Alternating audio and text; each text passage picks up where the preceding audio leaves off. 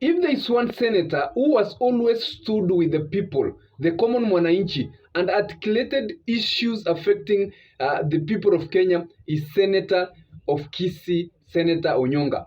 And while the president was not in Northeastern, he had said he has a PhD and he knows how he's handling issues of Kenya. But Senator Onyonka has come out to inject the president and tell him that if you have a PhD, you should be solving issues in Kenya. This is Senator Onyonka addressing President Ruto.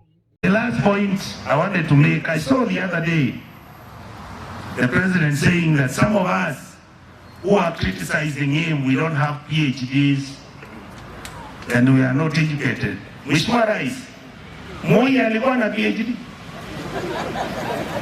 Moi si alitawala, akawacha nchi mzuri, vita ilikuwa kidogo, kelele ilikuwa kidogo, hakuna uongo, wizi rasilimali ilikuwa, lakini sasa imepitia. If you have a PhD, then people in your country should not steal public money.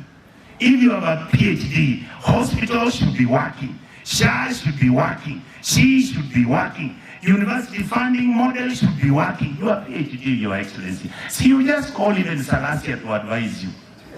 He said the other day, there are things he can tell you. We will respect you. We want you to govern our country with dignity and decency. Ladies and gentlemen, to another story is that today there is that great prayer that is being done, and the RAILA Odinga supporters have congregated in Nairobi to make a prayer for him as we approach the AU election. Remember that AU election is on Saturday, is when we'll be having that awaited AU election, and it's when heads of states of Africa are going to vote for RAILA Odinga. And what I've learned is that there are a lot of tensions, especially in the RAILA Odinga strongholds. People are really waiting to see that RAILA Odinga wins. And a lot of RAILA Odinga supporters have high hopes that RAILA Odinga is going to win. There is a video I did. I'm going to put for you the link in the comment section so that you can watch it. And in that video, I had analyzed how RAILA has already garnered 28 heads of states supporting his bid.